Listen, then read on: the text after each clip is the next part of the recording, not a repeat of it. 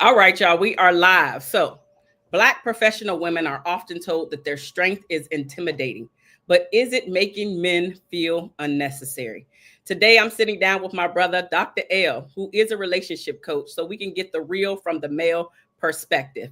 If you are just joining me, I am Marshaun O. I am a shift relationship strategist, and I serve Black professional women to help them with their confidence, their clarity, as well as their connection when they are ready to go back out into the dating scene. So that's why that's why I serve. Thank you so much for coming here.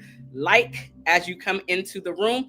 I am now going to open up to the floor to my special guest, Dr. L. Dr. L, please introduce yourself to the audience today. Thank you so much for having me. I truly appreciate being here. I am a retired police officer who got bored in his retirement and went back to school and got a doctorate. So that was when the pandemic hit. Yeah, and I'm also a life coach. And yes, I forgot about having a relationship coach certification. So yeah, I am. So I do all that kind of stuff. I'm an adjunct professor, author, father, all that kind of good stuff, and just trying to make the most out of life. And I too want to help men to become the best versions of themselves. I grew up with a lot of self-esteem issues, a lot of problems, product of a single mother home, and I know about the internal struggles that men have as they are developing. My mother was an incredibly weak person, or not weak, but meek individual, and so unfortunately, a lot of that meekness transferred is seen as weakness by other people, and that transferred to me. And then when I became a police officer, you can't be that way, right? You got to stand up for yourself. You got to speak your mind. So for me, the police department was definitely a baptism by fire. Really helped to transform me into the man that I am today. And then I think I'm semi-professional, semi-successful in the things that I do. But we'll see how professional I am on the show, because I like to have laughs. I'm not one of those stuffy academics, even though I have a PhD. I like to laugh and have a good time. So I'm looking forward to the conversation.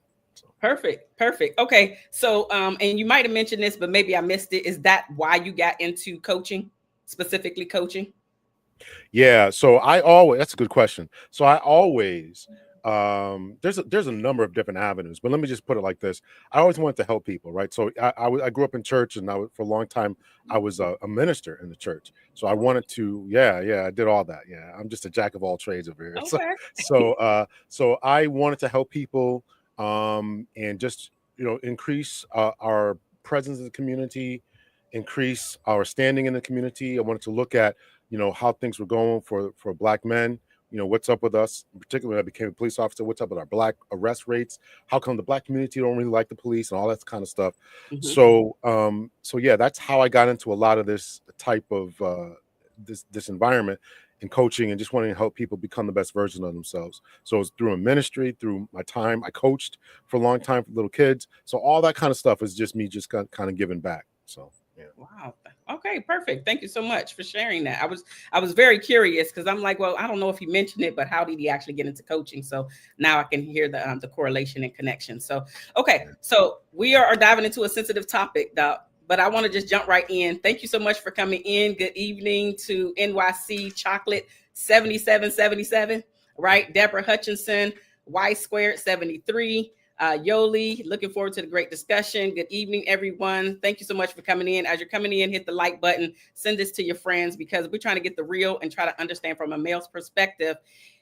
If we are boss women, right there, right out there, powerhouse women versus masculinity. So with that being said, Doc, let's jump into the first question.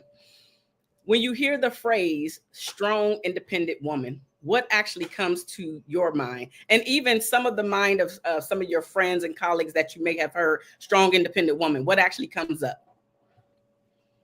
Wow, what a question to start off with. I don't know if I can roll my eyes hard enough in order to hear that.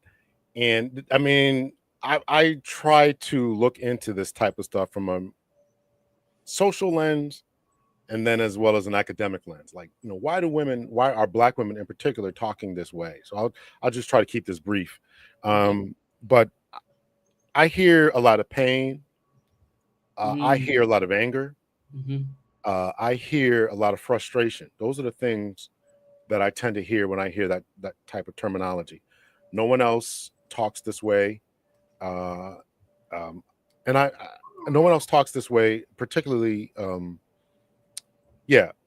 don't hear Asian people talking like this and this, that, and the other. So there's a particular dynamic. I don't know how far you want to go into this, but there's a particular dynamic that Black women have had to deal with, Mhm. and that's all I hear is having to deal with that, and so yeah, that's what I hear.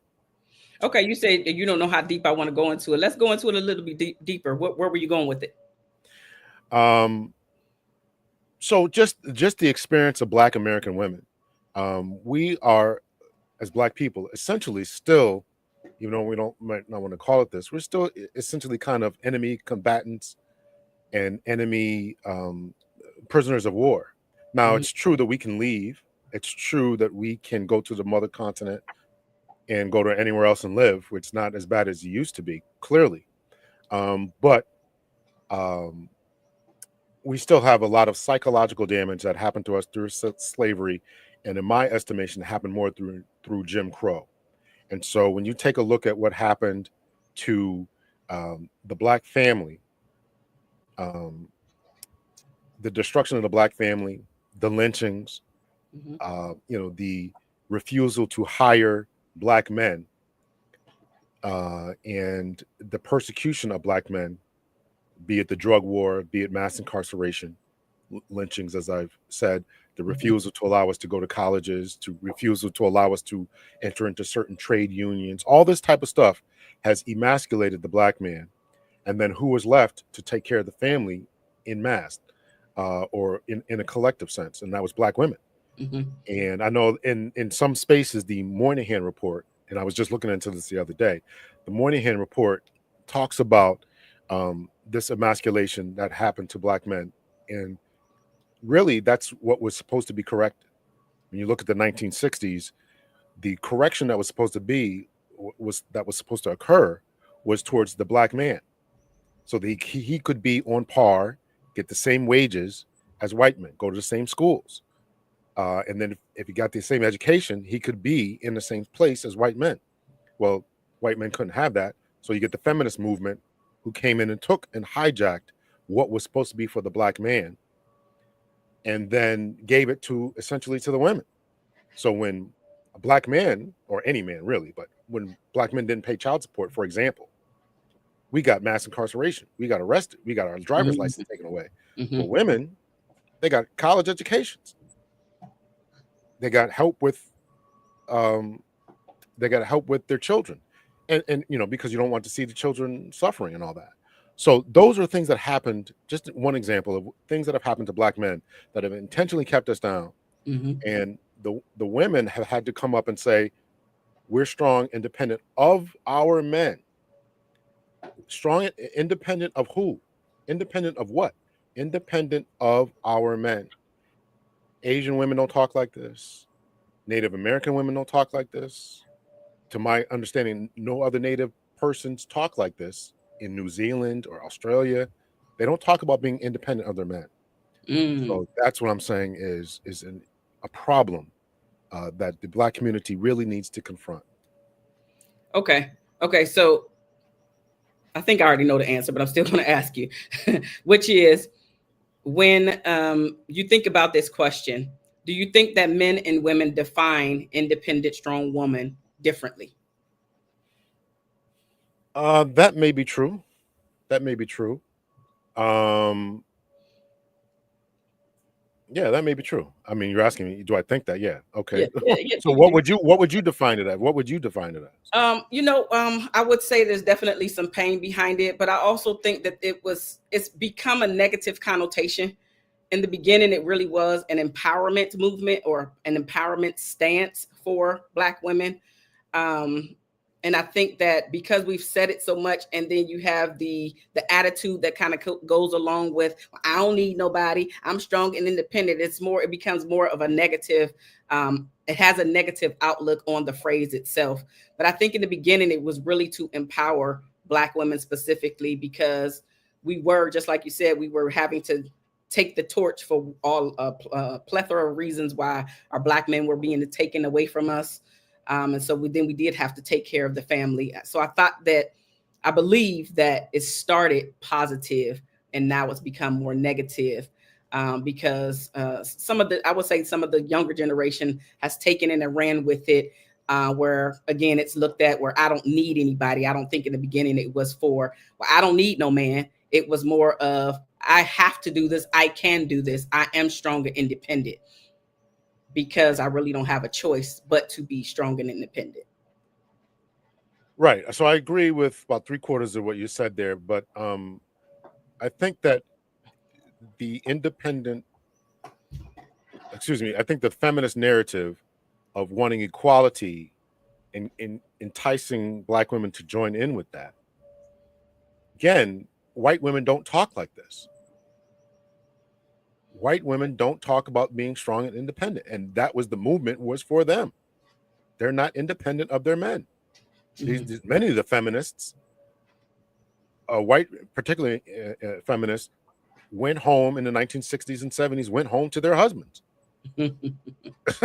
so while we had the man in the house rule, and we only had the man in the house rule because Black women and men were paid less for the same jobs, all this type of stuff that we have corrected, rightfully so.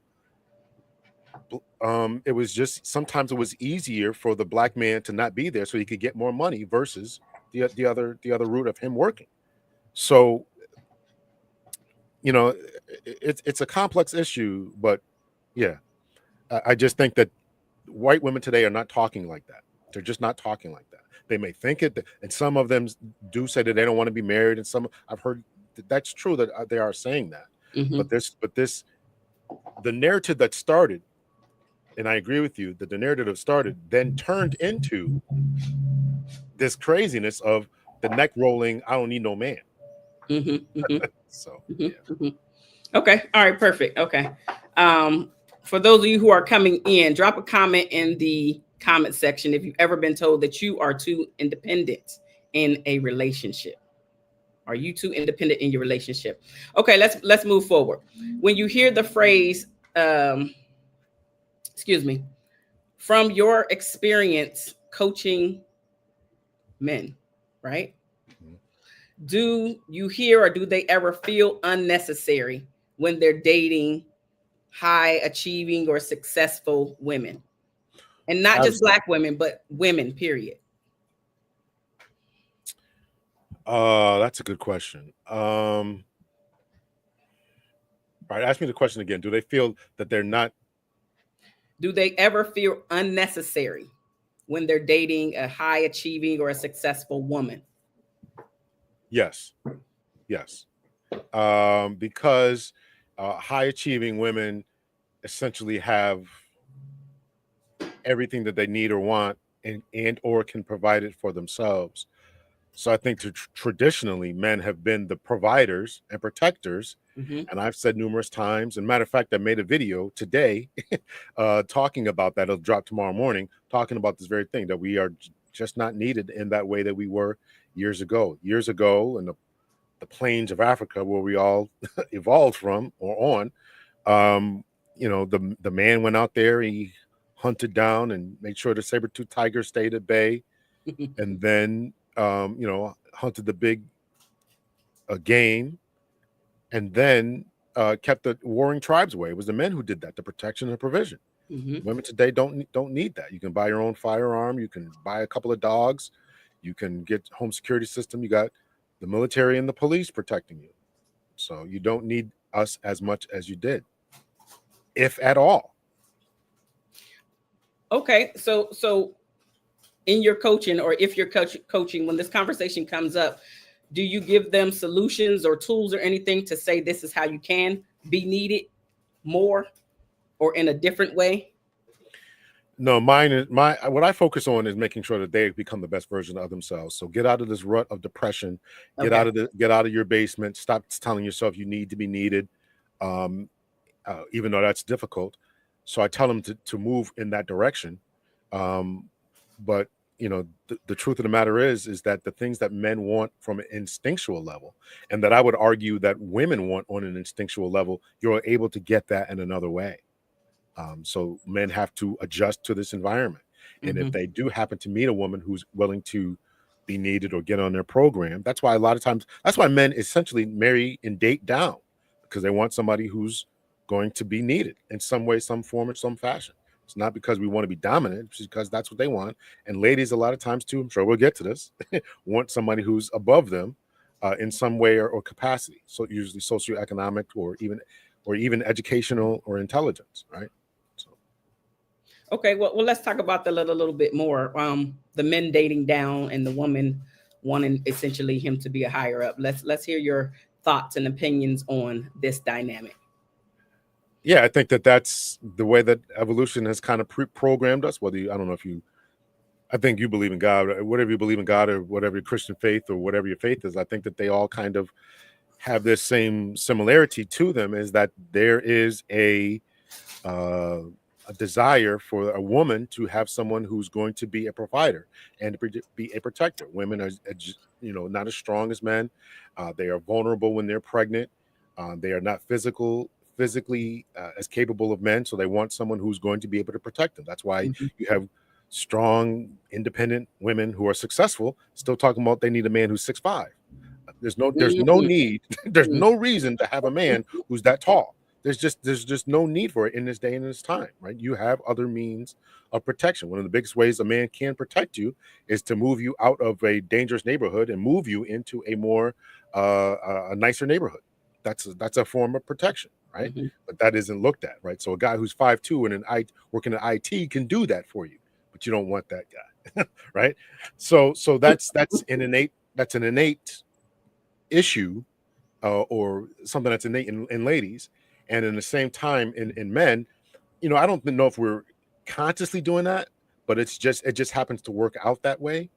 um I think that's probably something we can probably debate and talk about. I know guys who are 6'5", excuse me, and they want tall women, because they don't want to be bending down when they're kissing them and whatever. Mhm. So Mhm. so I don't know if all that is much as a need. Um, but I definitely know for women, they really want the best of the best, the cream of the crop. So. Okay. I'm gonna move forward because I want to actually talk about the second half of this comment. So NYC Chocolate 7777 says, "Yes, I have been, but I have no other choice but to be. But I have never told a man I want to be with that he is not needed or wanted." So I wanted to ask you, and NYC Chocolate 7777, this is not personal to you per se, but I'm wondering, could she have done it without actually saying it? Oh yeah, that's a good question. Now let me just say, remind me, because I tend to go off on different tangents and stuff. Okay.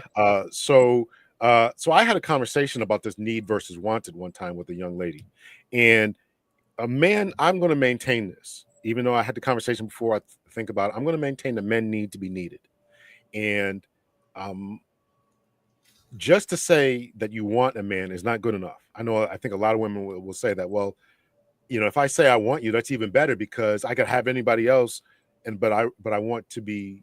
But if I want you here, then that means more.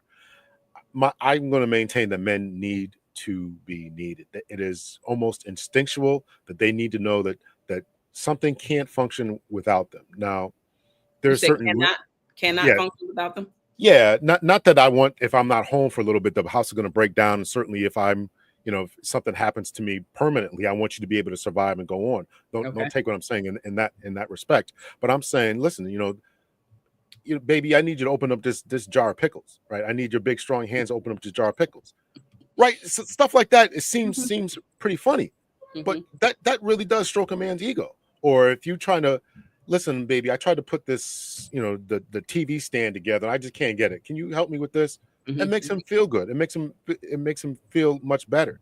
Can you probably do it? Yeah. Can Yeah. you run the hot water on the jar of pickles and open it up yourself? Yeah, you probably can do that. Yeah, hit the bottom of it a couple times, right? You can probably do that, right? But it's about stroking a man's ego and making him feel good, right? So Okay. that's why I'm saying that men need to be needed, Okay. in that way. If you just want me here, it's like, okay, well, I mean, you can take me or leave me, but if you need me, then I know that my presence will be here and will be appreciated and be Mhm. respected. And again, what men really want a lot of times is respect and loyalty and love, right? Mhm. Mhm. So I'm glad that you brought that up because that was something that me personally, I never really wore the "I'm the independent strong woman" tag per se. Yes, I can do these things as you just talked about, but specifically to like opening up a jar, right, or reaching for something that's much higher. So I have to be very conscious when I'm in a relationship to actually make him feel needed in that way. Like you're saying, I literally have to like, oh, wait a minute, I got somebody in the other room that can help me open up this jar or reach for the thing. I have to make a conscious effort to do it because I've been put in a role to be the provider, protector, the leader, blah, blah, blah. Right. So it's just learning how to shift that switch off or switch it off. Yeah, switch it off. So you can get back into your, lean back into your feminine so he can take the lead and make him feel needed in that way. And like you said, I laughed about that because it does seem kind of silly, right?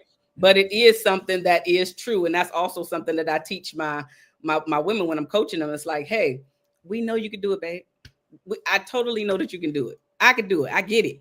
But just chill out. Allow him to service you in that way. Allow him to protect you in that way, to be there, to show up for you, to open up the door for you, whatever the thing is that we're talking about in that moment. So I'm glad that you brought that up because I think that a lot of women have to make a conscious effort to do that. And it's, a lot of times we actually forget to do it because, again, I told you, I just mentioned about the leading, protecting role that a lot of us have been put into it. So sometimes we just got to slow down and just be more aware of how we're showing up.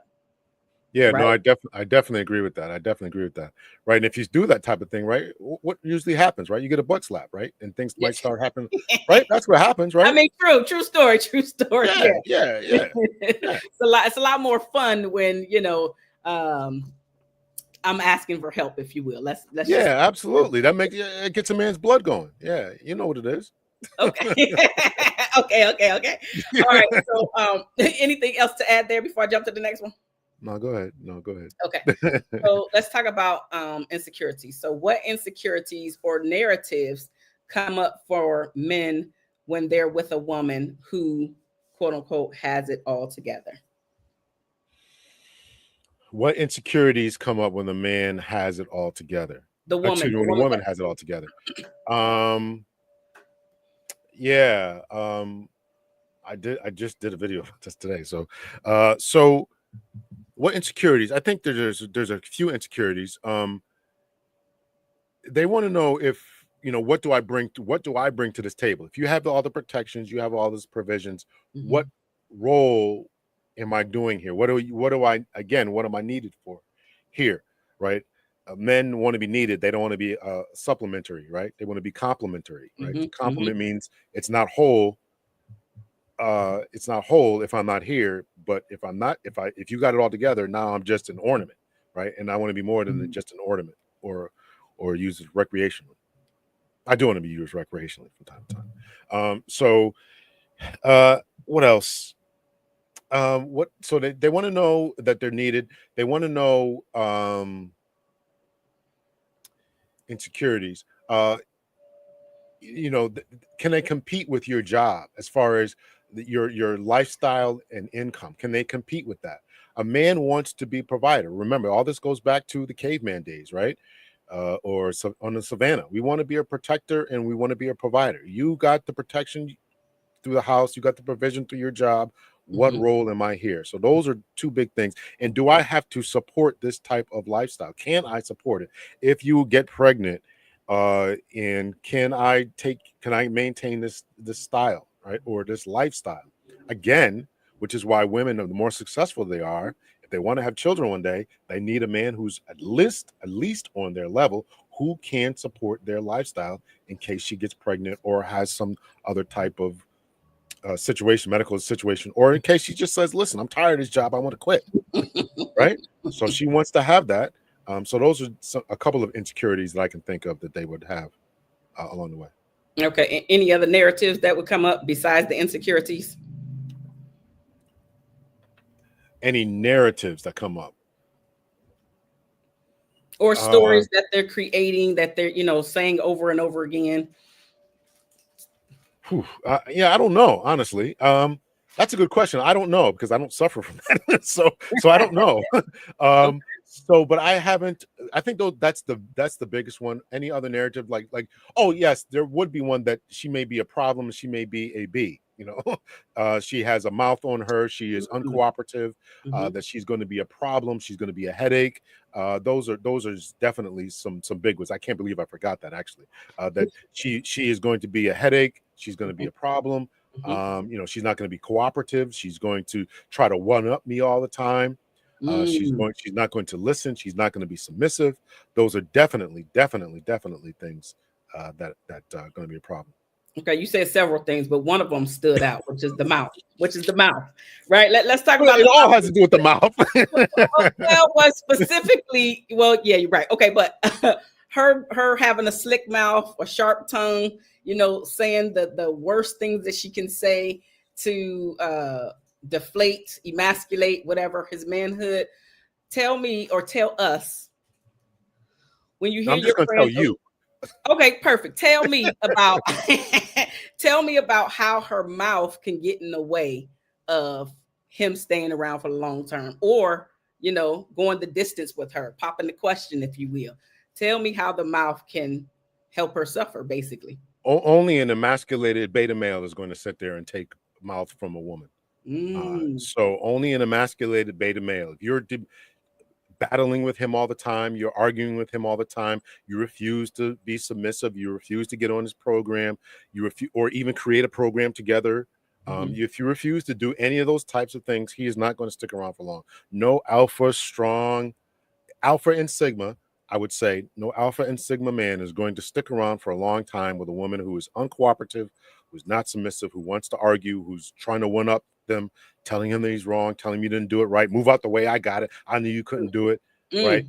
You're not going to stick around for that type of stuff. Not going to stick around for it. So if you got a man like that, you talking to him like that, you know exactly the kind of compromised male that he is. Why compromised? Why compromised? Because a compromised male is going to leave. A compromised male is not, excuse me, a non-compromised male. What's the opposite of non-compromised? A non-compromised male is not going to sit there and take that. He's going to move on. You don't have to take that. You don't have to take disrespect. What I also talked about loyalty. I talked about respect. No man who's standing on his own, who has his own job, his own career, is going to stand there and be talked to any old kind of crazy way. You got 1 or 2 times to do that. I'm going to check you. And the next time you're going to watch me walk out the door. So if you got a man who's compromised, by compromise, I mean he doesn't have his own job, career, car, house, home, and you just talking this man in any old kind of way, it's over. It's over. Okay. Well, ladies, you heard it here first. You got that slick mouth. You either got a beta male if he's sticking around and taking it and going back and forth with you, or you got somebody that's just not even gonna play with you. They're not even about to play these games with you, and you're just gonna leave. We ain't playing these games. We ain't playing these games. Yeah. Okay, you said that with your chest, even though I can't see your chest. You said that with your chest. We ain't playing these games. We ain't playing these games. We are not. You might be playing, but I'm not playing these games. So. I don't mean you, Marshaun. Yeah. But we're gonna move forward because no. That's not my area. That's not my area. Okay, so I saw this comment on here. Most women only look at those extras, the emotional intelligence, after they pass the 6 feet height and 6 figures metric. Do you find that to be have some truth to it? To a certain extent, yeah. I think this idea about men needing emotional intelligence in this day and time is really just because the women have all this other stuff that they've already met. You got the job, you got the career. Now you just want an emotionally intelligent man, whatever that means. It means different things to different people. Okay. And you just want somebody just to kind of be, a teddy bear at night, just to come home and just listen to you cry and whine about how somebody's stealing your yogurt at work or whatever. So, I just can't. I just don't do that. I don't do that. So I don't do that. And I'm not saying that a man shouldn't be able to emote, express himself, have conversations. I definitely believe you should be able to do that. But there's need for that. Okay, I need a man who's going to be. Your grandmother didn't need that. Your grandfather worked at the docks, came home and sat on cracked open a beer, and she had 12 kids. So something, so this emotional intelligence stuff is kind of comical to me. Now, I'm not saying that it's not important, and I'm not saying that your grandfather should not have been more active and present. I'm not saying that. But this whole I can't deal with a man who don't know how to do. And as soon as you get a man who knows how to express himself, who tells you what the way it's going to be, and all this other stuff that we're talking about, and he's going to lay down the line, or he's going to be able to talk to you about how he's feeling. A lot of times, women can't handle that. They can't handle that. So, Okay, all right. I just saw another one. If Garrett says, if a man needs a woman, he's failing her purpose, lost. If a woman only wants a man, he's only an option and will never respect him enough to be the priority he needs to be for her. 1000% agree. 1000%. If you are wanted as a man, you are I'm not gonna try to say it. Superfluous. So you are definitely just an extra in her movie, and you cannot be that way. You have to be the main. I think a man has to be the main star of the attraction. So this idea that you just want, and that was the argument that I had with a young lady one time. But that wasn't an argument, but it was a discussion. Like, no, I got to be more than just wanted, So. Okay. Rhonda was agreeing with you. Said, laugh out loud. You are not lying about opening jars, Dr. L.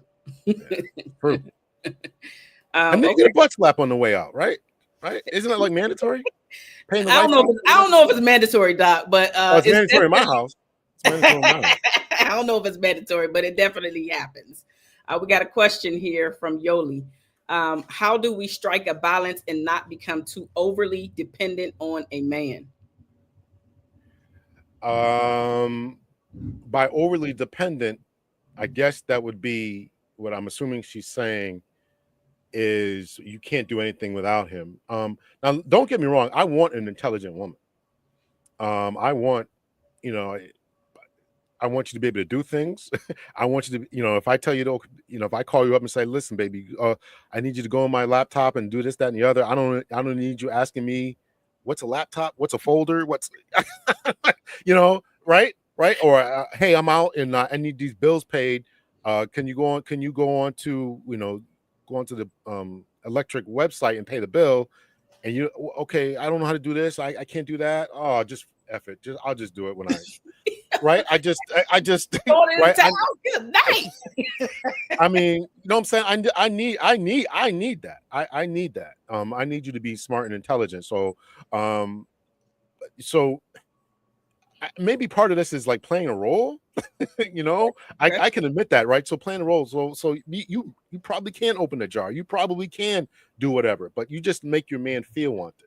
But I definitely want you to be able to handle things if I'm not around, and that's whether I'm on vacation, whether I'm in another state working on some business, whether I'm, whatever. I need to be able to do things. So how do we strike a balance and not becoming too overly dependent? Well, again, get educated, know what's going on with the bills in your house, know what's going on, be able to cut the grass. I go for walks. It's a very affluent neighborhood, and I see all these white ladies walking up and down with cutting the grass. To me, I'm just assuming in my mind that the guys are at work, but the woman is not just sitting at home doing nothing. She's cutting the grass. So, and I go, 10 o'clock in the morning. So, so you take it for what it's worth. But I don't think that a good man really wants a dumb woman or who can't function. I don't think that. So looks are one thing, right? But the intelligence, being able to hold a conversation that makes sense. And like you said, being able to do just some of the things around the house.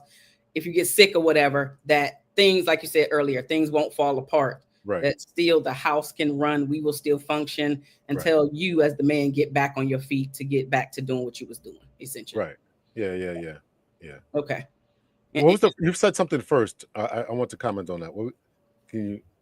Oh, never mind. If you forgot, I forgot. Go ahead. Listen. When we in the moment, it's feeling good now. I'm not sitting here recording myself. Okay, so let's see. Somebody also said, Garrett also says, if a woman has it all, then why is she looking for a man anyway?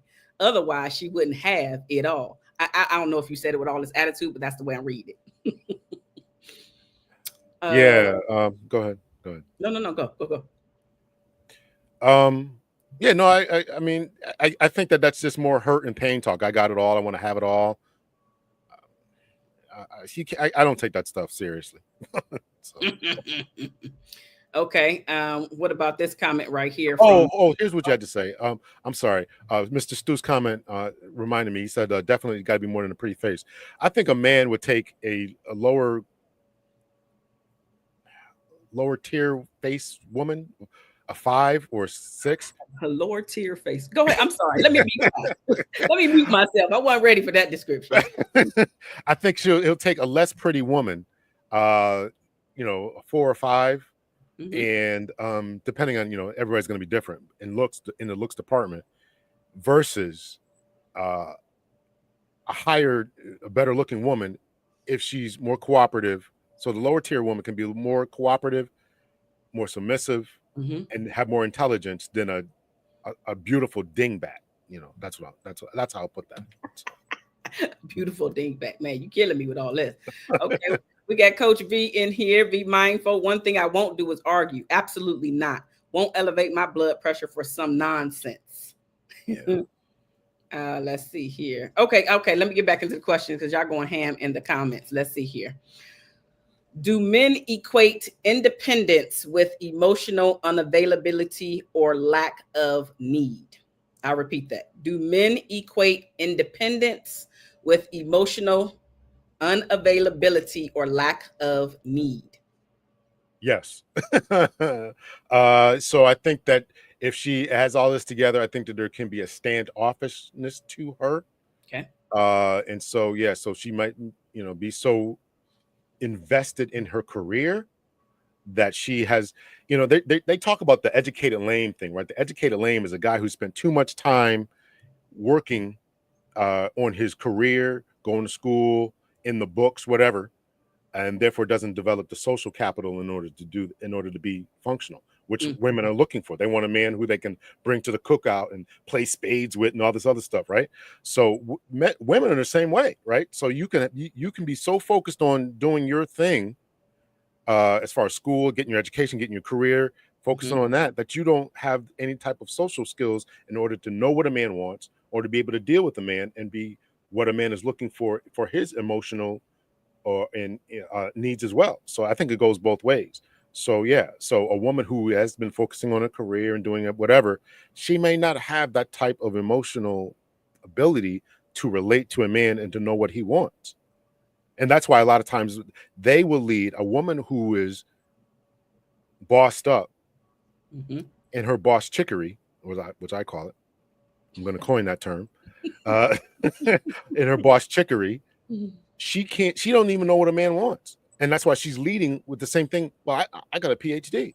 I'm a JD. I got this job. I'm a corner seat. That's male speak. That's man speak. This is what I do. Right? I can support you. Well, a successful man that you're looking for, presumably, don't care nothing about that. And that's why it sounds so diminishing to the ear to a woman to say, can you cook? Can you clean? Are you nurturing? Can you take care of my kids? That's what I want to know if you can do. Not that we want somebody who's going to be a slave in the kitchen, barefoot and pregnant, but I want to know that you're nurturing. That's what I mean when I say it. I want to know that you're nurturing. I want to know that you can nurture my kids, and that if something happens to me, you can nurture me. That's what I'm looking for. That is the missing component from my life, and I would assume vastly other successful men's life, that they are so busy conquering the world that they need something soft and delicate when they come home to. Okay, so when I heard you speaking, I heard you didn't say the word, but I heard a lot of her not being aware, so unawareness, right? And so how is her being unaware harming the relationship? Because she's not providing what the man needs. If she is unaware of what the man needs, then it's going to take her, either she's not going to provide it or she's going to struggle to do that. Because if she hasn't been told by her mother, her aunts, what men want and what men need, then she's not going to be able to provide that. A big problem that Generation X was told, and that is really coming to head now, is don't need a man. And father said this too. And I'm guilty of this too. Okay. I told my daughter, you need to go make sure you become a strong woman. I don't know if I use the exact terminology, but you need to become this woman, get your education so you don't need this. Now, when my daughter got a little bit older, 17, 18, I tried to backtrack from a lot of that. Okay. because I would hear her talking on the phone to these dudes. I'm like, good Lord, what did I do? I created a monster. But I wanted her to be tough, right? She grew up with two brothers in the house, right? So she got to fight and this, that, and the other. Okay. But at the same time, I want her to be soft and delicate. So this is the balance. And listen, I am sensitive to the balance that women are under. We started off the conversation with Black women, what they're going through.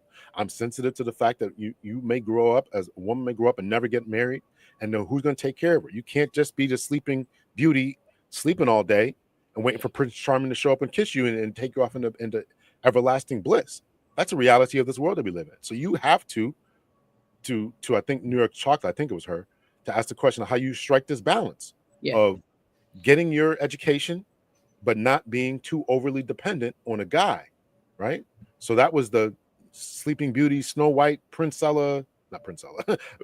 treatment of years ago versus what women are dealing with now, and two parent incomes and et cetera, et cetera. So. Okay, so I just wanted to clear the air. M. Soto said, what I hear you saying is let me poke as many women as I want while I decide which one I want. Okay. I don't know. I don't think he said that in any way. I'm just going to defend you, Doctor. I don't think he said that in any way. I don't know where you got that from, M. Soto. With all due respect, I just don't know where you got that from. It's funny being a podcaster, right? Because people are saying things that I never said, and I used to take that personally. I used to go back and watch videos all over again. Like, when did I say that? I watch it again. I wasted 20 minutes because I ain't say that. So I'm gonna say I ain't say that respectfully, M. Soto. I didn't say anything close to that. When I didn't say anything close to that. Okay, all right. We'll move on to the next one. Actually, I'm gonna ask the audience to comment in the comments. Have you dated someone who made you feel unneeded or like you couldn't contribute? So have you dated someone who made you feel unneeded or like you could not contribute? Yeah, you could put a comment in the comment section. All right, Doc, this one for you. How tied is a man's sense of worth to being needed, respected, or providing something in a relationship? And I think you kind of answered that without me asking this question. But if there's some new information that you want to add to that. Repeat the question. Y'all hit the like button. Repeat the question, please. Right. Okay. So how tied is a man's sense of worth to being needed, respected, or providing something in a relationship? Yeah, those are inextricably linked.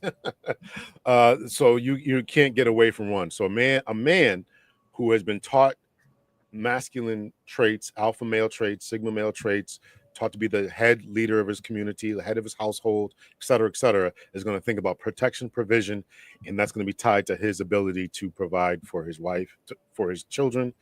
And I don't see how you get around any of that. So. Okay. All right. Perfect.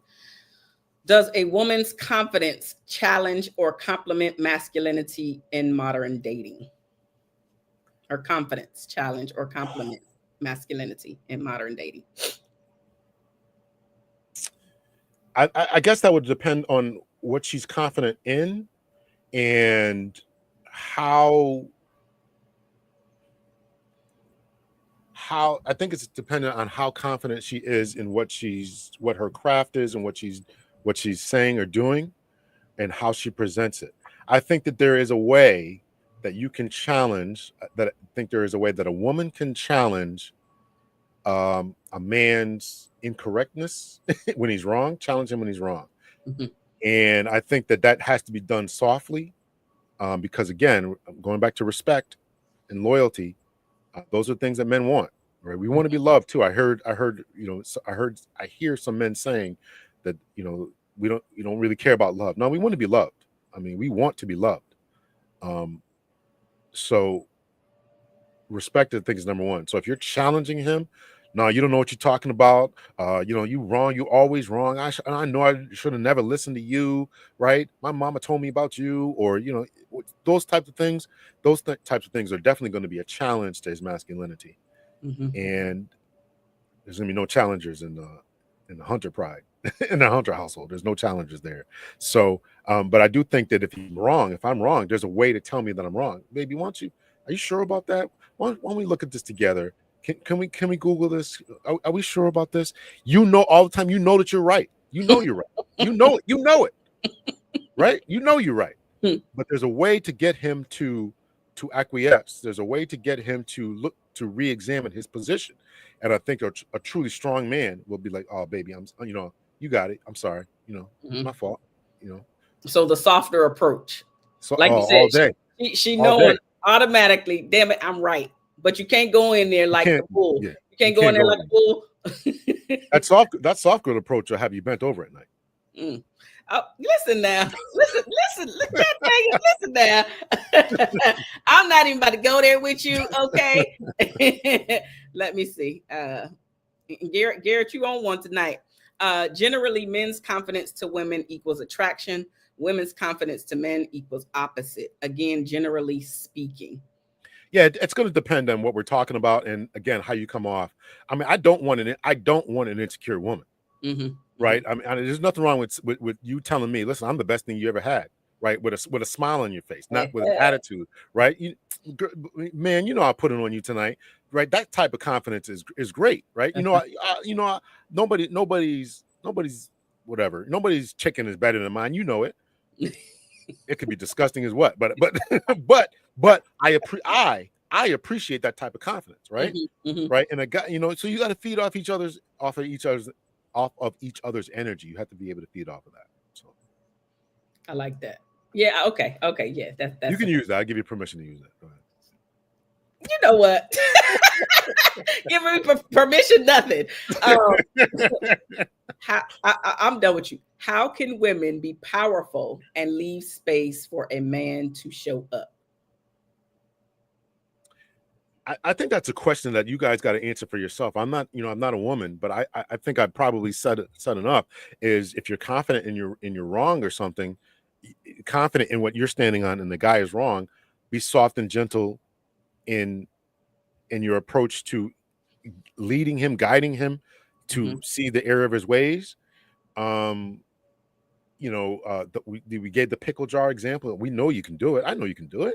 Right. So you have to, if you're not that way naturally, or it hasn't been told to you as a 12-year-old that this is what men are going to want, then you have to work on it. So they need to see coaches like you, V's in the chat. They need to talk to you guys and say, what am I doing wrong that is repulsive?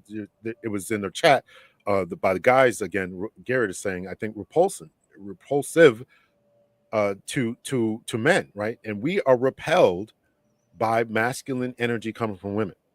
Let me say it again for the people in the back. A masculine man is repulsed by a masculine woman. Yeah, you and I had a conversation, and I was saying essentially she's showing up and she's competing when she's doing all of that versus trying to connect with him. Right. So the soft girl approach, as I mentioned, is the way to connect. Rubbing his back. There's ways to get things done. There's ways to get things done. I know you don't want to go there, but we'll keep this PG. No, please go there. When I said get you bent over at night, you were like looking at me like I was crazy. So. No. Keep it PG. You're right. You're right. Okay, so this one you may be able to answer, and I know a lot of women would be interested in knowing what men are saying. What are men actually craving that strong women might be missing or even overlooking / unaware of? Yeah, they're missing nurturing. They're missing femininity. That's what they're missing. Oh, just period. That's what it is. You don't have the soft touch. You can't come in with anger, coming in with aggression, coming in with a masculine energy that you're not running a board meeting here, right? You're not doing any of that, right? So you got to be able to understand that feminine touch and batting of the eyes. This stuff was all innate, years ago. Putting your hand on your hips, exactly what you're doing right there, right? All that kind of stuff, right? Hand, little, and you're doing it, right? And it makes a man melt. Why the ladies got away from that? It just confuses me. But that's something you guys got to work out amongst yourselves. There, it's crazy to me. it's crazy to me.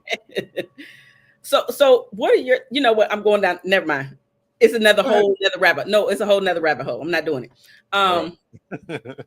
Let's talk about bridging the gap then. what would you tell a successful sister or woman who wants love but feels like her independence is working against her? I would say that um, she has to work on her femininity. She has to understand what men want. She has to understand what men want. And after that, she has to understand what men want. So you have to, uh, um, what it takes, what a lot of women don't seem to understand is that there's different mating strategies for men and women. Women are looking for masculinity, dominance, aggression, assertiveness, uh, success. Those are the things that that women are looking for, and the women are making the mistake of thinking that if I have this, then I'll make a perfect match with someone else, with Okay. a man who has these qualities. But the man is looking for someone who's nurturing, feminine, fit, feminine, friendly, sweet, submissive, cooperative. Those are the things that he's looking for, and who has more nurturing skills at home. That's what he's looking for. Doesn't mean you can't be successful. Doesn't mean you should drop out of your MBA program. Doesn't mean any of that. Doesn't mean you can't. It doesn't mean any of that. But what he's looking for, what he's going to be attracted to, what's going to keep the butt slaps and bent overness, what's going to keep the intimacy going, is Mhm. that type of energy. Yeah, I actually agree. So, pandering a business. I didn't say your name before, so pardon me. Pandering a business said they are missing that this is supposed to be a partnership, not a contest, to be the most powerful power couple on IG. Men generally don't post stuff. Yeah, yeah. They say that, guys are not into that. The only reason I have social media, I cut my Facebook off for a long time. The only reason I have it is because because my business and all that, and I had to look up these videos. But otherwise, I wouldn't be on there. When I take vacation, people are like, how come you don't send us pictures? How come you don't put pictures up? You sound like me. I be in the moment. I be like, dang, I forgot. Damn, I ain't taking no pictures. Well, I take the pictures. It just ain't nobody knows. It's for me. I, I forget, period. So you better than me to at least have the memory. I don't even have the memory. Anyway, okay. So what can men do to feel secure and needed without controlling or dimming her light? That's a good question. What can men do? What can men do to say it again? I'll say it. Yeah. What can men do to feel secure and needed without controlling or dimming her light? I don't know if I can really answer about what to do to be secure and needed. I will speak to dimming her light. Okay. Um, I think if a man is dealing with a successful woman, know what you're into. I mean, you picked her. You picked a successful woman. So why would you say little snide remarks, right? So there's this new idea that I didn't know was a thing. And if you are dating a woman who's driving a nice car, got a nice house, lives in a nice neighborhood, you're like, okay, big money, I see you, big money. Right. I guess that's a turnoff to women, right? So that would be, I guess that would be an example of dimming her light. You never heard that? I saw it on No. Instagram, so I don't know. Yeah, don't So do that. Don't yeah. do that. Don't, Oh, no. so you've seen that before. I have not seen it, but don't do that. That is a turtle turn off. Okay. All right. So I didn't know that was a turn off. Mm. I've never said it, but it was just something I didn't know that was a thing. So those are things that men should not do in order to dim their light. I think you got to, I think that ladies want to be told that they're special, good, loving. You did a good job, just like anyone else. So do those types of things. So Mhm. if you're the type of guy who is secretly jealous, here's a big thing, Mhm. right? If you're Mm. secretly jealous, if you are intimidated in the quote unquote red pill space, in the manosphere space, they will often say that men are not intimidated by a woman's success. No, I definitely think that there's some men who are intimidated by a woman's success. I definitely think that. Mhm. I definitely think that. And so, don't deal with a woman if you have these feelings. Check yourself. you think because of her success that she is going to treat you a certain type of way, or she's going to bring attitude or whatever, don't deal with it. You don't have to. Nobody put a gun to your head It's and a said you got choice. to deal with this woman. So you know she's a CEO. You see what type of car she's driving. Either you want to get in, or or just leave her alone. I mean, you know. Yeah. I wholeheartedly agree with that for sure. I dated a man who tried to dim my light, and I'm like, dude. Okay, what did he do or say that was indications he was dimming your light? So some of the stuff that you mentioned, we were afforded the same opportunity. So let me say that I took advantage of him, and he did not, because of where we met. And so I got my degree. He did not, for whatever reason. And when we were in relationship, he would bring up said degree, and that degree afforded me more money. Me, it was for us. That's how I've always been. It was an us thing. It was never a me thing and me trying to dim his light or emasculate him. However, it was something that was brought up frequently. And then when I got my nicer luxury vehicle, that was, and it's like, you know what? It was like you said, it was just those little snide remarks every once in a while where it started to become more and more, because I started to notice it more. And I was like, you should be the person outside of this relationship, because we ain't a good fit. We're not a good match, because you had the same opportunities and you're not dead. You can still go out and do these very things and get the thing that you think that I have that you secretly want. Gotcha. Yeah. Yeah. So needless to say, we're no longer together. Okay, big buddy. I see you, big money. Shut up now. Where does the balance between self-sufficiency and interdependence really live, in your opinion? Where does the balance between self-sufficiency and interdependence really live? That's going to be different for different people. I mean, you got to make it work in whatever's best for you. So, you know, I don't want to I mean, if you're too interdependent or independent or whatever, interdependent, you mean interdependent, you depend on one another, right? Is that what you mean? Yeah. You got to make that work for you. I mean, I personally don't like a woman who doesn't have a hobby. I do not like being your entertainment. Don't come down to me don't come to me talking about you bored. Listen, that drives me nuts.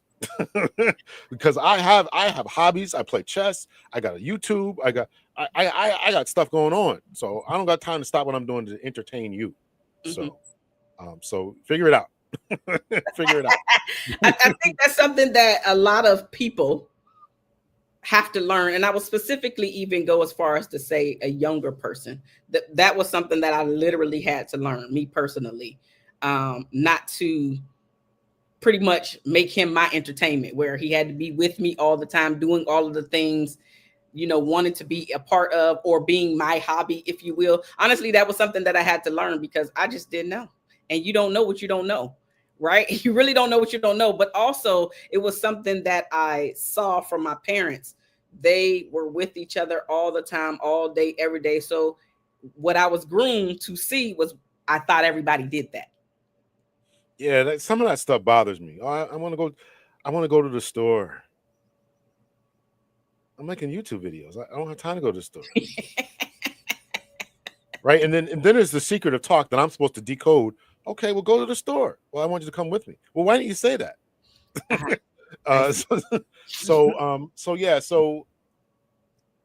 Yeah, I can't deal with all that. I can't deal with all that. So, well, do you find that some of the men that you're coaching are dealing with some of these very things?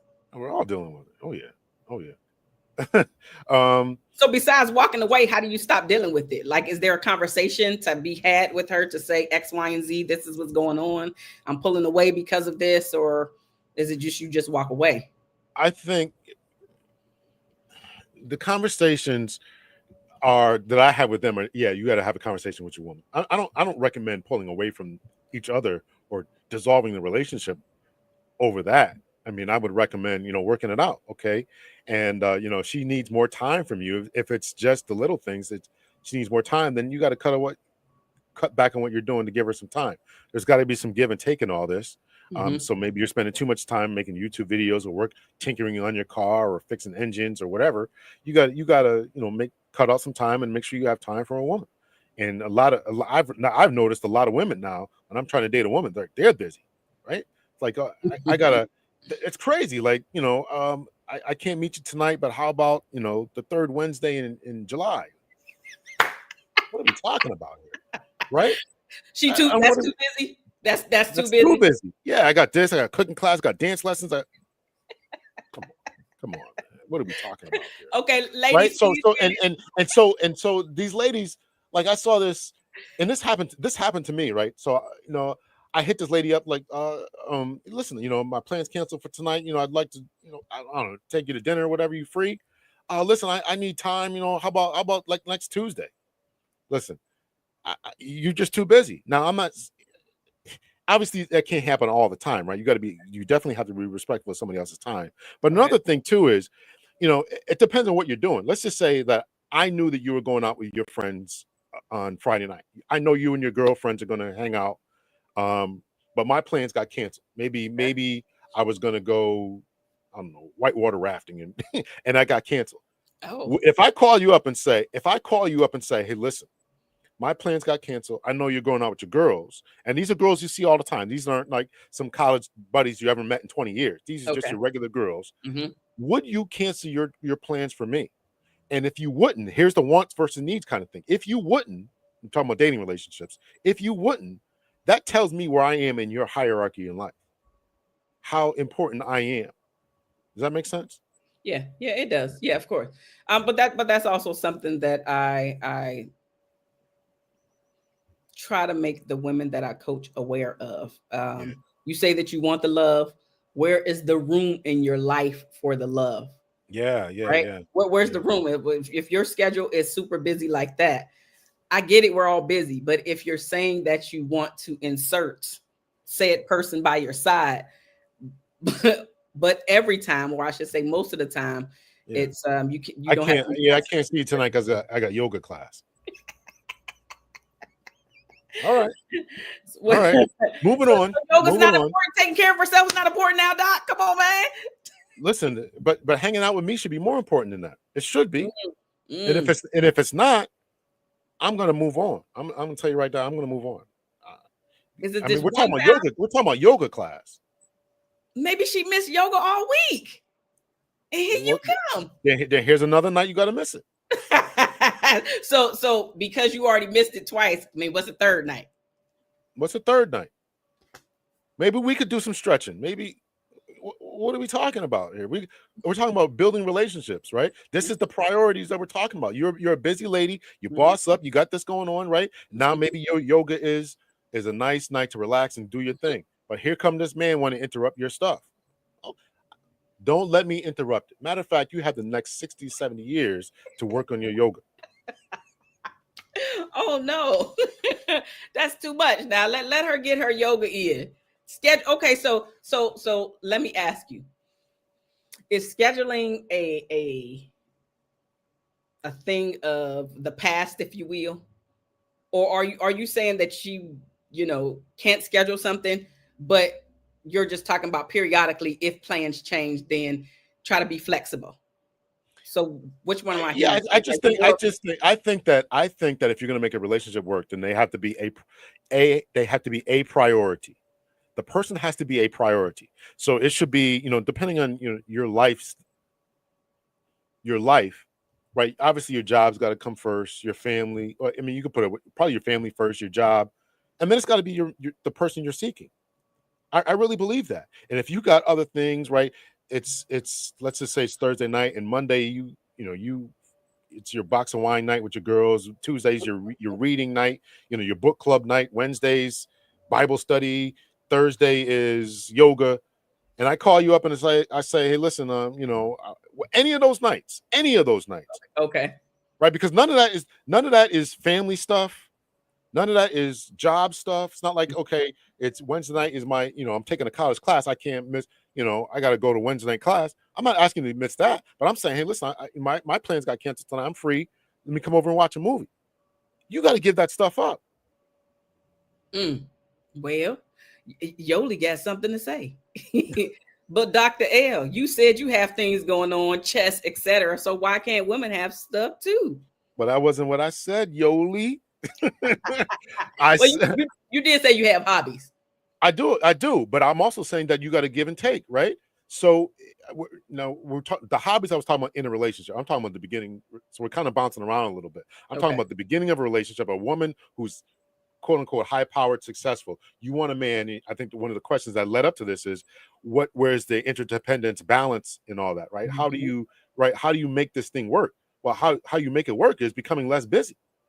That's how Mm, you make it work. mm. So again, your job, your family, right? Taking care of your mother, your kids, whatever, however that dynamic works.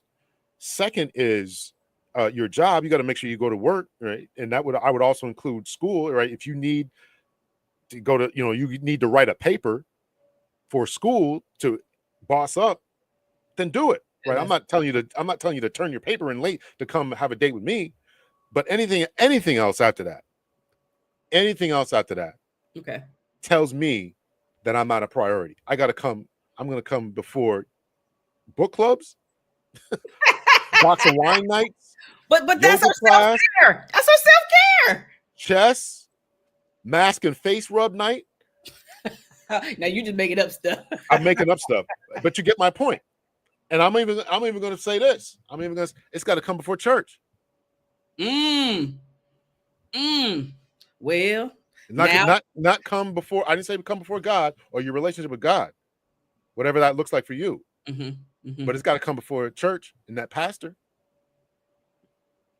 I You said about it. to go down. Yeah, you about to go down another dark hole. I'm I waiting for said the it. comments. I said it. I said it. Uh, let's break it up real quick. Sweet Tea said, Dr. L, you looking sexy, beard fresh and clean. Okay. Throwing it Thank out you so there, much. Sweet Thank you. Tea. Dr. L. Oh, wait, sorry. Yoli said, Dr. L, you have to be her yoga instructor. This is what I'm Okay. saying. You got cooking night, you got salsa night. Listen, we salsa dance together. You going to cooking class, French cooking class. Nah, we do this together. That's all I'm saying. Listen, Miles Bachelor said, Stedman don't have a problem with schedules. Okay, and Yoli said, point taken, Dr. L. Okay, because we getting ready to wrap this up, but I have a few more questions. Okay. Um, let's do some takeaways because we're about to wrap this up. Before we wrap it up, in the comments, ladies and gentlemen, thank you so much for being here. What's one thing you think that both sides could do better to meet in the middle? What's one thing you think that both sides could do better to meet in the middle? If you're just coming in, go ahead and give us some likes and obviously some comments, right? So we're about to wrap this up. So the women, I think, have to understand what the men want. I think that largely they really don't know. I don't think that they've Mm, been taught or told for a long time, last 40, 50 years, what men want. So that's one of the biggest things is understand the femininity, understand your feminine power, mhm. understand what it takes to get things done, understand what men are looking for. And I think that men should listen too. Uh, you know, when the 60s rolled around and no fault divorce rolled around, something like divorces increased by like 700% or something crazy like that. So I think the men ought to take a listen to that and say, how come these women don't want to be around us? So I don't think that there's anything wrong with taking a strong look at yourself and saying, what areas can I improve? Do I really have to come home and just crack a beer open and watch my wife wrangle the kids? Or can I really help her out a little bit more? Right. So I think that both sides need to do some self-reflection in order to do what it takes to make the relationship last. And everybody's relationship is going to be different.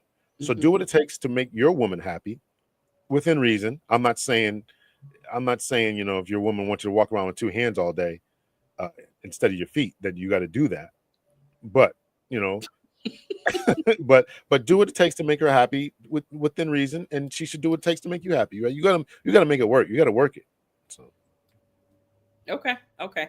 I definitely agree with making it work for your relationship. Everybody has something different that they're bringing to the table in their relationship. including your baggage.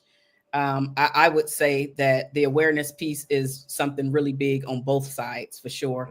Unfortunately, we have a tendency to point the finger at the other person all the time, not realizing that we got some pointing back at us. So that self-reflection, becoming more aware of the things that you're doing, the things that you're saying, how you're actually showing up, the timing of the conversation that you're trying to have, right?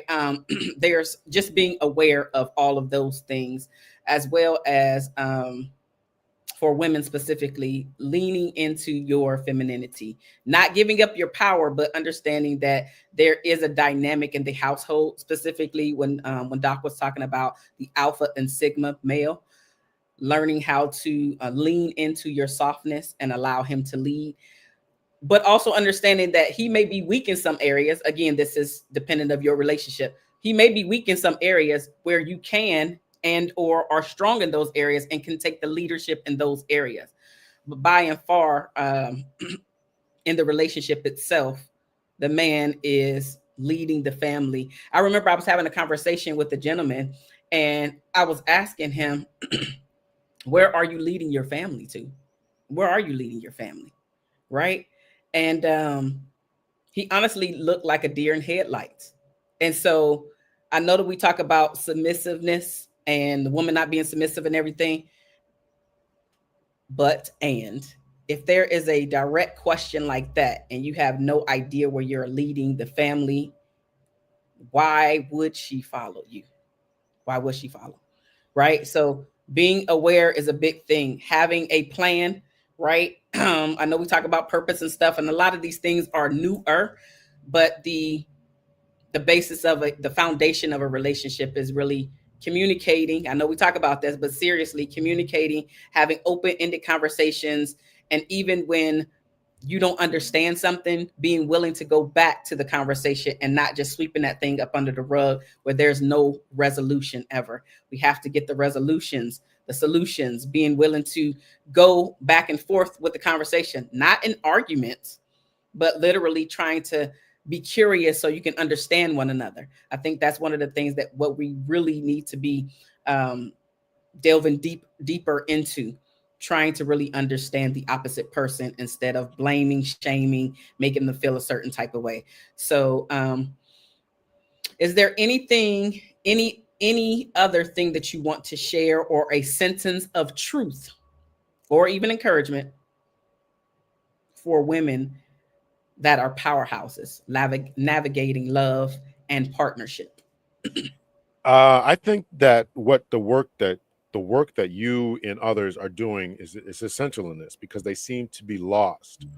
They don't seem to understand. They don't seem to understand what men want, why they're not getting the success that they are looking for.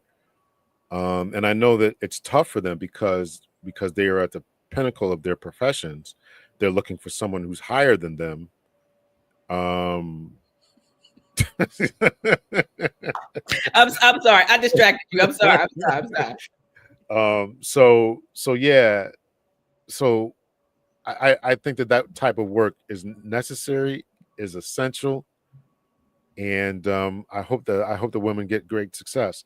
And let me just say to the this is not going to help a lot of ladies today, but if you want successful men, you got to make them now, right? The reason that there's a dearth of successful men, particularly in the Black community, is what I talked about before, and there hasn't been the investment in them. And we need to invest in them, and that's investing in families, changing the school system, changing the curriculums, changing who's doing the educating, changing the college environment, this woke stuff that's going on. Guys don't want to be a part of that. They don't want to be a part of that, for whatever reason. So I actually seen this. It was a graduation, and I'm not sure if you saw this online or not, but essentially, I think it was in LA, if I'm not mistaken. But essentially, it was graduating. They were graduating Black men to be better fathers. I can't speak now. To be better fathers, and I think it was a couple hundred men, couple hundred Black men. They have a program up in LA. So, what do you think? Programs like that, are they essential? oh yeah. I talked to I had another channel before I started this channel. It's called Captain Hunter's Podcast, because was a police captain. So, and I talked to two guys who did the term is escaping me, but rites of passage programs for men. Mm-hmm. And I think that those things are needed in every city, every state, every county. I think that they, particularly for Black men, what it takes to be a man, what it takes to control your emotions. That's the emotional intelligence piece, right? What does it take to do all this type of thing? To be a father? What does it mean to stand up for people? How do we walk away from dangerous situations, right? Because the only rites of passage that we have, unfortunately, is either graduating from high school or it's matriculating into the prison system. And so we need something more that tells a Black man, Black man in particular, here's what it takes to be a man, to be a protector, leader, provider, and be a father, what it means to understand finances, all that. We need that. We need that. So yeah. Yeah, I definitely agree. We need more of that for sure. I think that more men are coming on board, like they're waking up to the possibility, well, I'm not going to look weak if I go and get help in this particular area. And I applaud you men that are on that road of self-discovery and trying to become better in all areas of your life, because a lot of times we stop at one area or a degree or a career or whatever. We stop the education piece at that. So I'm highly encouraged to see, again, that was, I don't even know, I think it was on Instagram, but I was highly encouraged to see that so many Black men, specifically in the LA area, had graduated to become better fathers, to, like you said, to break, and you didn't say this, but essentially they'll help to break these generational curses within our community. So if you're a part of that, I highly applaud you. If you are in a program like that, then I would, you can please put that down in the chat for some men who would like to join something like that. I actually don't know. I don't have that. I wish I did, but it just popped into my head. So anyway, Yeah, it's actually a long-term goal of mine to maybe start one, or maybe start it with my son. He's about 28 now, so he's doing some things, and I'm 52. I'm on a downslide, so I want to kind of set other people up to do that, because I think it'll resonate more from a younger person. If they see my son's 28 now, so if we started when he's 30, then he can talk to the 18-year-olds, and they'll listen to him more than this sexy gray bearded guy. Okay, now you listen. you better do that. Oh no, So, I'm happy to hear that. I really am. yeah. Please let me, when you get it up and running, or when you start getting it, please let me know so I can spread the word. This is something that I believe is so needed. Oh, so needed. So before we go, Doc, let the people know they can follow you, and or do you have something coming up that you want to spread? Yeah, so I don't post a lot on these different channels. So I am on Instagram, and my YouTube channel is Dr. L's podcast, Dr. Dr. period L apostrophe S podcast. Anybody out there who likes audio stuff, it's also on Spotify and any other place where you listen to podcasts. There's some older episodes where I'm talking about more police stuff, because again, I had Captain Hunter podcast, and now it's changed to Dr. L. So more of the newer stuff. If you guys are following me, you can listen to the newer stuff there. But also old stuff, right? About what's going on, police and George Floyd and all that kind of stuff. If you're interested in that type of thing, I do expert testimony work. I'm not sure how much longer I want to do that, because I want to travel. But people can hire me for that. If you are looking for a life coach, if you're a man struggling, you can hit me up on my email. We can set up some time to talk, half an hour a week, or whatever you want to do. And it's really just about, setting up goals and things like that. So that's I do a little bit of writing sometimes on Medium. I wrote a couple of blogs on Medium. I want to do one of those a week to Medium and Substack. So there's a lot of things I want to do, but unfortunately, the jobs that I have get in the way, right? Me teaching colleges, it gets all in the way of my fun stuff here. So those are some of the things that I do. But yeah, that I don't really post a lot on social media. So that's how you can find me in all that. So Okay, so your primary contact is? It's the email big L with two G's, BIGGL PhD at gmail.com. I have a few different emails, or you can go to Captain Hunter's podcast, or CPT L Hunter captainlhunter@gmail.com. That's Captain L Hunter@gmail.com. CPTL Hunter. So either one of those are ones I check the most, but yeah, so you can check any of those, and just hit me up if you have show ideas you want me to talk about. There's a video you want me to look at. I am kind of backed up. I try to get to them, but I am kind of backed up. And yeah, so show ideas, send me a video, take a look at this, that, and I want to get out of the relationship stuff. It might not seem like it, but I do. I want to get into more political stuff. I want to get into more educational stuff. Yeah, I mean, I have a wide range of interests, but I just think that Black folks got to be more together before we move forward, right? So before we can really get into a lot of other things, economics and Bitcoin and other stuff like that, we got to get our families straight. Yeah, I like that. Yeah. Okay, thank you so much, Doc. You have thank you. You had some encouraging words. Thank you for answering all of the questions and not going too ham. I appreciate you. I tried. You reeled me in. You reeled me in. I appreciate that. And it's actually I do PG. So it's actually nice. It's actually nice to not have to worry about monitoring the chat and stuff. So I appreciate this. And I think I can give more coherent answers versus when I'm doing the talking and stuff, So yeah. I can try to sound a little more intelligent here. I can try to Understood. Okay, y'all. Thanks so much for coming here, spending a few moments out of your day, evening, whenever you're deciding to watch this. Go ahead and like and subscribe to both of our channels. Look forward to more conversations like this, as well as content about relationships, even though Dr. L just dropped a bomb saying he want to move away from relationships. I wasn't ready for that. So maybe you weren't ready for that. But in any event, I just want to talk about other stuff. I mean, I'll still talk about it, but like, oh man, oh man. You don't want to be pigeonholed. I do want to say thank you to seeing a lot of my audience here in the chat. So I really do appreciate those, all of you. And Rhonda is my ride or die. She's always awesome. Telling people to hit the like button and to appreciate the chats and the super chats. And I do want to say thank you to Mr. Stu for $4.99 super chat or whatever towards my yoga certification. Yeah, that was fun. I appreciate that. Thank you all. Thank you. All right, y'all. Have a great night. See y'all next time.